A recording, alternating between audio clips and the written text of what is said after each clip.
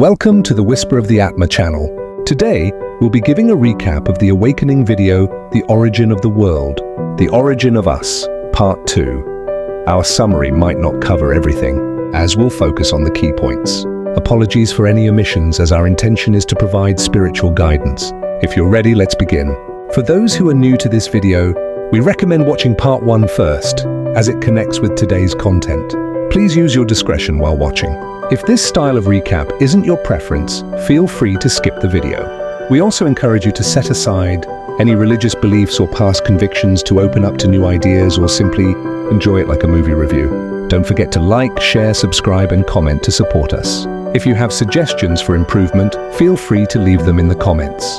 Now let's dive in. Continuing from Part 1, it began with the introduction of Tyran, who shifted old religious and belief systems, particularly through the reptilian, wyvern, small grey and grey tribes. These beings aimed to control the world using humans as slaves or labourers.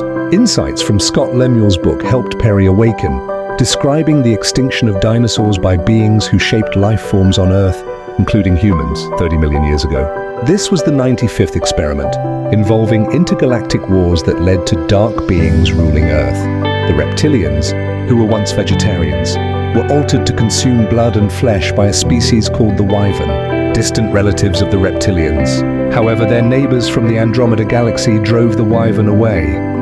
In Part 2, Pari discusses the advanced technological abilities of the wyvern tribe, including their power to control Atma and the aura that surrounds the body, which we perceive as energy.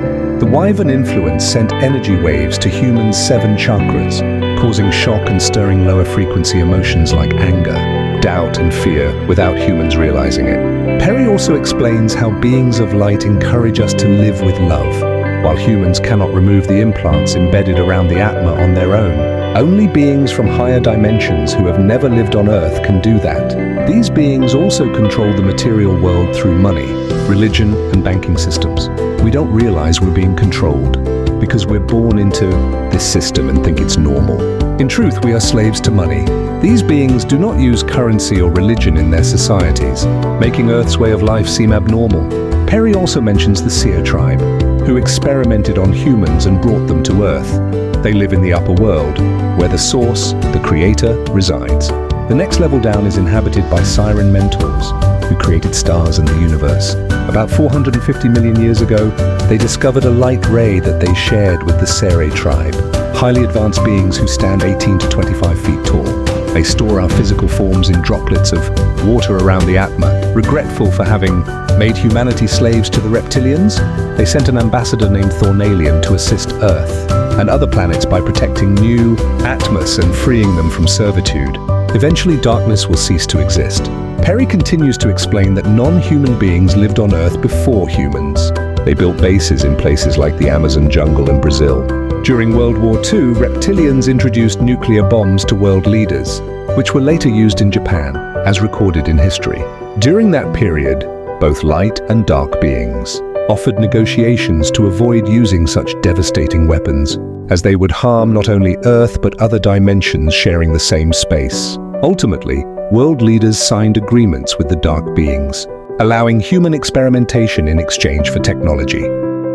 In Part 3, Pari describes how the dark forces infiltrated governments, leading to secret experiments where humans were implanted with chips, erased of memory, and used for technological development. Among the beings involved were not only reptilians but also Greys and Anunnaki. Pari recounts how reptilians, standing 9 feet tall in physical form, continue their influence, while the Seer, towering at 18 to 25 feet, periodically intervene every 100,000 years to reset the planet. However, humans are not doomed.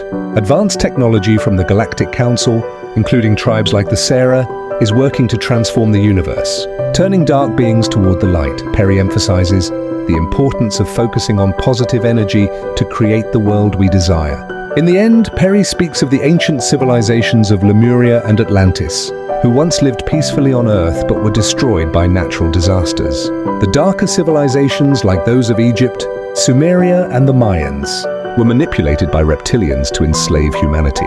How was that for you? After watching, what are your thoughts? We believe that everyone has the right to change, and none of us are entirely good or bad. We've all made mistakes in past lives. If you enjoyed this, don't forget to like, subscribe, comment, and share to spread the light to others. Thank you for watching and listening. May you have a bright and beautiful day.